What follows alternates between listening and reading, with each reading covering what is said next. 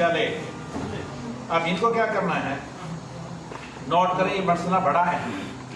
अगर नमाजी को एक रकात मिल जाए और इस रकात की तकबीरें इमाम ऑलरेडी कह चुका हो, सारी या बाद तकबीरें कह चुकी हो, तो इस रकात की तकबीरें कज़ा नहीं होगी। ये जवाब हनाबिला और इख्तियार इब्न हुसैन रहमतुल्लाह का यही मतलब है। उसी फतवे को इख्तियार किया है, इस रकात की तकबीरें कज़ा नहीं होगी।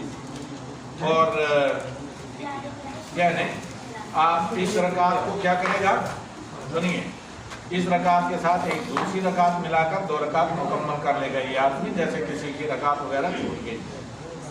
लेकिन अगर इमाम पढ़कर चला जा चुका है तो फिर अकेला आदमी ईदगाह में ईद की नमाज नहीं पढ़ेगा।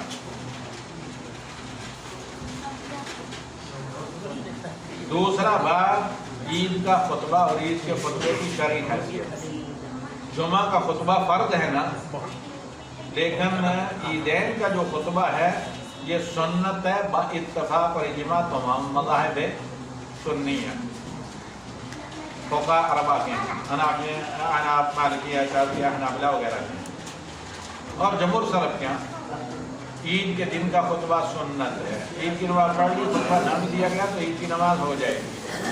दलील इसकी कि जब किसी वजह से इराक़ में हज़रत सहाबा के ज़माने में जब ईदगाह में ईद की नमाज नहीं पढ़ने जा सके बाद लोग, जैसे हज़रत अनस, तो घर में उन्होंने बिला खुतबा के ज़ायद तकबीरें कहकर सिर्फ 2 रकात नमाज ईद पढ़ाई। अगर के बाद लोग खुतबे की तरफ ही गए, इससे ही मालूम हुआ कि ईदैन की नमाज का खुतबा सुन्नत है, जुमा की तरह फर्ज नहीं है।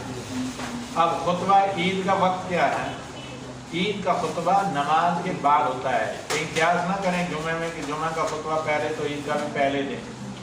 ईद की नमाज का खुतबा 2 रकात नमाज पढ़ने के बाद होता है, जैसे इस्तिस्का वगैरह का खुतबा होता है। जुमा की तरह 2 रकात ईद से पहले खुतबा नहीं होता। यही इजमा है और इसी पर इजमा नकल किया इब्न कुदामा, इब्न जुज़ी ने। और जो पहले खुतबा देते हैं वो नबी सल्लल्लाहु अलैहि वसल्लम की सुन्नत के मुखालिफ करते हैं। जैसे उमवी दौर में इसको लिहाजतन फिन्नास के तौर पर शुरू किया गया, क्योंकि लोग खुतबा सुनने के लिए बैठते नहीं। खुतबा कैसे दिया जाएगा और कितने खुतबे हैं, क्या जुमा की तरह 2 हैं? नंबर 1, ईद में भी 2 खुतबे हैं बाइत्तिफाक मज़ाहिब अल-फ़िक़हिय्या अल-अरबा, और इब्न हज़्म रहमतुल्लाह ने इस पर इजमा नकल किया है। नंबर 2, खुतबा ईद में तकबीर। क्या खुतबा ईद जुमा के खुतबे की तरह दिया जाएगा या उसमें तकबीरें ईद के दिन की तकबीरों की तरह तकबीरें कही जाएंगी? तो अहले इल्म में ये मसला मुख्तलिफ भी है। क्या खुतबा का आगाज़ तकबीरों से किया जाएगा या अल्हम्दुलिल्लाह से? पहला कौल ये है कि खुतबा ईद का आगाज़ तकबीरों से करना मसनून और मुस्तहब है, इसी को मज़ाहिब अरबा ने इख्तियार किया है। दूसरा कौल ये है कि अल्हम्दुलिल्लाह से खुतबा ईद भी जुमा के खुतबे की तरह शुरू किया जाएगा, और इसे इमाम तैमिया, इमाम तक़य्युम ने इख्तियार किया, क़ाज़ी शौकानी रहमतुल्लाह भी इसी तरह आए। और बेहतर ये लगता है कि ईद के दिन के तमय्युज़ की वजह से, ईद के दिन के इम्तियाजी मुकाम की वजह से तकबीरों से ईद के खुतबे को शुरू किया जाए। इमाम शाफी रहमतुल्लाह ने ईद के खुतबे में अल्लाह ताला के जिक्र, जिससे मुराद तकबीरें हैं, उसको मुदल्लल तौर पर जिक्र किया है, और साथ ही साथ ये कि अल्लाह ताला की तक़वे की वसीयत की जाए और खैर और सदके और खैरात के कामों पर उकसाया जाए, सारे अमाल पर उकसाया जाए ईद के खुतबे में। जैसे कुरान की तिलावत, भाई रमज़ान का महीना ख़त्म हुआ है लेकिन कुरान की तिलावत तो जारी है। जैसे आपने कोई चीज़ पढ़ी तालीम में तो उसको बाद में जारी रखना पड़ेगा प्रैक्टिस के तौर पर। रमज़ान का महीना ख़त्म हुआ है लेकिन नफली रोज़े तो बाकी हैं, लिहाजा ईद के दिनों को छोड़कर शवाल के 6 रोज़े रखे गए ताकि दिन की साल भर के रोज़ों का अजर मिले। ईद उल फितर की सुन्नतें,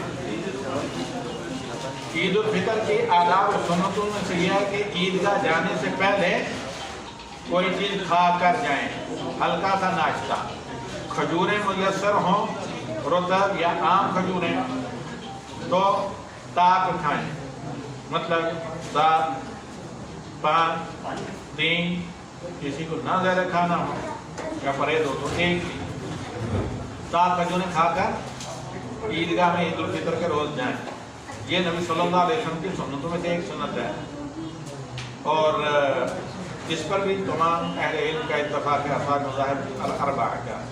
जबकि ईद कुर्बान में कुर्बानी के गोश्त से बाद में आकर ब्रेकफास्ट किया जाए, यानी क्या है कि नाश्ता किया जाए।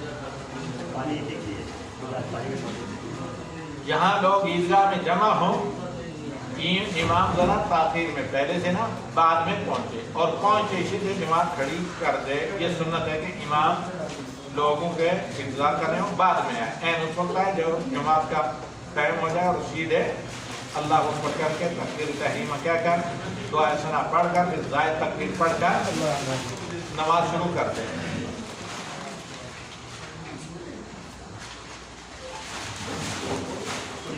इसी तरह ईद की सुन्नतों में से ये है कि पैदल चलकर ईदगाह में जाया जाए। मौजूदा दौर में ईदगाहें दूर होती हैं, सवारी पर जा सकते हैं, फिर भी पार्किंग से लेकर जहाँ ईदगाह में सफ़े लगी वहाँ तक आप पैदल जाते हैं, सुन्नत पर अमल हो ही जाता है। वल्लाह आलम, ये मेरा ख्याल ने कहा है, क्योंकि अमूमन पार्किंग दूर होती है ईदगाह से। इसी तरह सुन्नतों में से ये भी है कि ईद के लिए एक रास्ते से जाना, दूसरे रास्ते से वापस आना। मिन जुमला ईद की सुन्नतों में से ये है कि जब आदमी एक ईद के लिए जाने से पहले गुस्ल करें। आजकल बेहतर है ताकि सही वक्त पर आप पहुँचें, नमाज फजर से पहले गुस्ल करके तैयार हों, अपनी महल्ले की मस्जिद में नमाज फजर पढ़ें और फिर ईदगाह की तरफ रवाना हो जाएं। इसी तरह ईद के आदाब में से है कि अच्छे और खूबसूरत कपड़े पहन कर जाएं। ख़वातीन अगर पहने तो उनको अबाया और पर्दे के अंदर रखें, और खुशबू से ख़वातीन बचें, क्योंकि बेहतरीन खुशबू पानी है। गुस्ल कर लिया वही उतना ही काफ़ी है।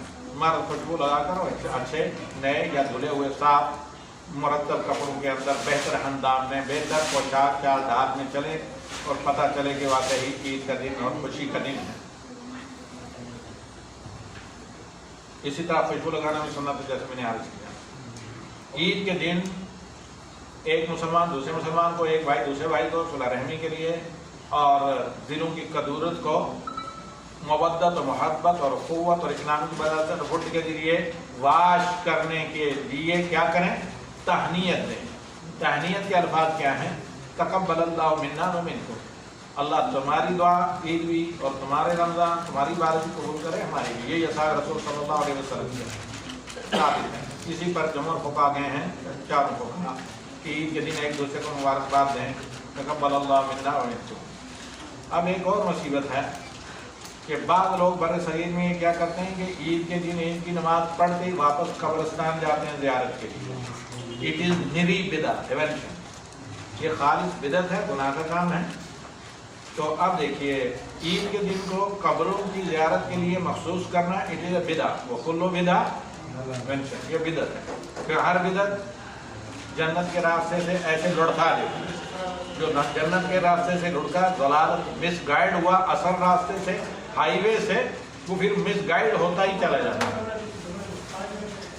तो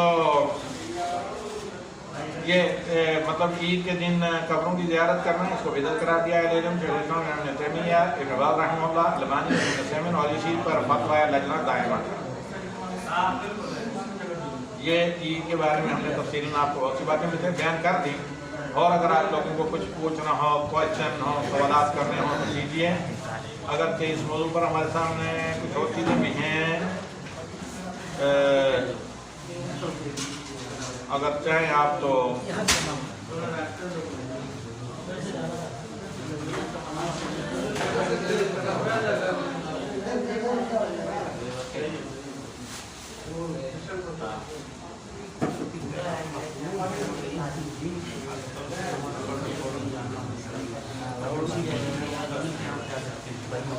और ایک آخری مسئلہ جو ہے بیان کرتے پھر چلے.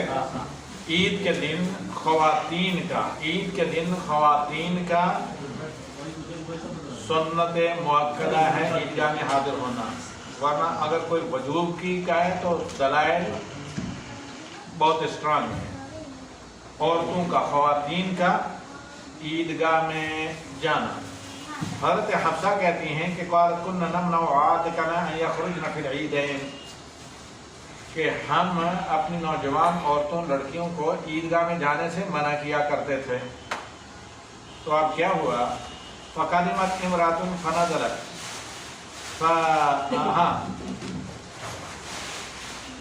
بنی خلق میں تھے فحدثت عن اختها وكان زوج اختها غزا مع النبي صلی اللہ علیہ وسلم غزوة وكان اختي معه في ست. کہتی ہیں کہ اتنے میں فلاں قبیلے کی ایک عورت آئی جس کے شوہر نے نبی صلی اللہ علیہ وسلم کے ساتھ غزوے میں شرکت کی تھی. تو اس کے بعد کہتے ہیں قالت كنا نداوي الكلب ونقوم على المرضى، کہ ہم عورتیں غزوے میں کیا کرتی تھی؟ زخمیوں کو مرہم پٹی وغیرہ کیا کرتی تھی. اپنا واقعہ بتایا، کسی واقعہ بتایا کہ یعنی مجھے جو میں بیان کر رہی ہوں صحیح یاد ہے نبی صلی اللہ علیہ وسلم کی تعلیمات وغیرہ اور جو واقعات پیش آئے. تو اب آگے یہ کہتی ہیں وَنَقُومُ عَلَى الْمَرْضَى فَسَأَلَتْ أُخْتِي النبي صلی اللہ علیہ وسلم یعنی على إحدانا بأس إذا لم يكن لها جلباب أن لا تخرج.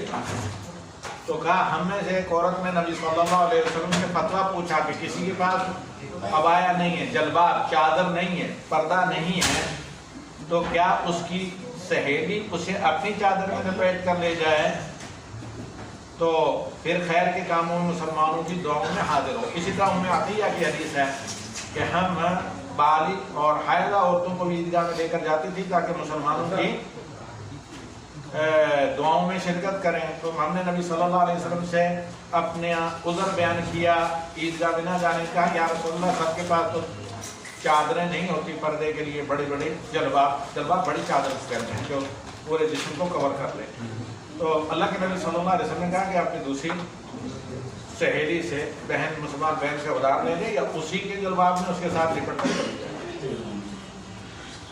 تو اس میں لطل بالصائبۃ من جلبابها ولتشهد خیر ودعوۃ المسلمین. فلما قدمت ام عطیہ سألتها، پھر کہا ام عطیہ، یہ مشہور فقیہ خاتون ہیں اور راویہ نبی صلی اللہ علیہ وسلم کے زمانے کی. کہتے ہیں جب ام عطیہ رضی اللہ تعالی عنہ آئیں اور یہ اچھی سرجن بھی تھی تو کہنے لگی، ام عطیہ نے خود کہا اب فرسٹ چینل سے سنو ڈائریکٹ، سمعت النبی صلی اللہ علیہ وسلم، اور کہنے لگی بھی ابی، میرے باپ فدا ہوں نبی صلی اللہ علیہ وسلم پر. نہ وکانت لا تذکر الا قالت بابی، جب بھی نبی صلی اللہ علیہ وسلم کا ذکر کرتی ام عطیہ وفات رسول کے بعد کہتی ہیں کہ میرے باپ یا بے ابی، میرے ماں باپ فدا ہوں نبی صلی اللہ علیہ وسلم پر. اب ام عطیہ کہتی ہیں سمعت یقول یخرج العواتق وذوی الخدور، یخرج العواتق وذوی الخدور او العواتق وذوی الخدور والحیہ، کہ نبی صلی اللہ علیہ وسلم کو میں نے کہتے ہوئے سنا کہ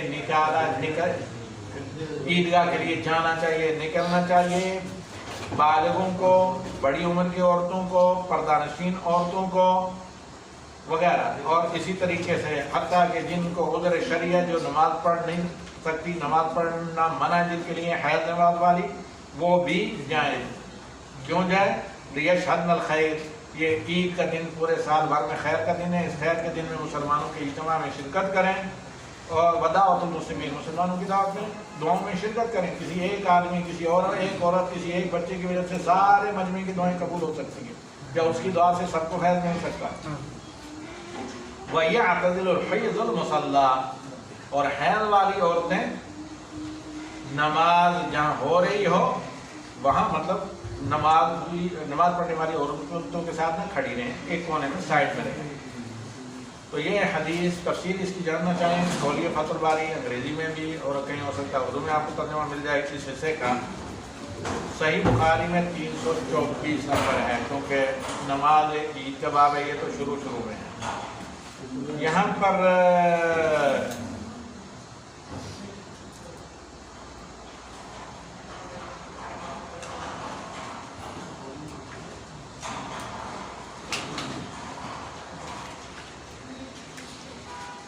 یہ حدیث اکساتی اور واضح ہے کہ تمام لوگوں کو، تمام مسلمانوں کو، عورتوں بچوں سب کو عیدگاہ میں جانا چاہیے۔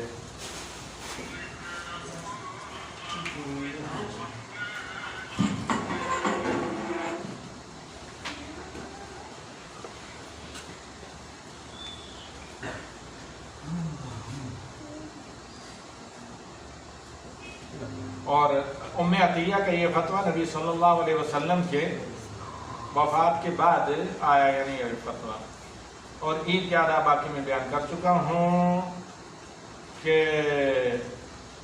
کیا کیا آداب ہیں، اور عید کے دن ضرور کچھ نہ کچھ کھا کر اس لیے جانا چاہیے کیونکہ عید الفطر ہے، تاکہ فطر کریں، تاکہ شبہ نہ ہو کہ عید کے دن آپ نے روزہ رکھا ہے، کیونکہ عید کے دن روزہ رکھنا گناہ اور حرام ہے۔ جس طرح فرض نمازوں کے بعد اسی جگہ سنت پڑھنے سے منع کیا گیا ہے، دوسری جگہ ذرا ہٹ کر سنت پڑھیں تاکہ کسی کو یہ شبہ نہ ہو کہ آپ فرض نمازوں میں ایڈیشنل اپنی طرف سے کچھ اضافہ کر رہے ہیں۔ تو اس قدر اللہ کے نبی صلی اللہ علیہ وسلم نے بدعت کے شبے سے بھی اہل ایمان کو بچنے کے لیے کہا ہے، جہاں تہمت کا شبہ ہو اس سے بھی آپ بچیں۔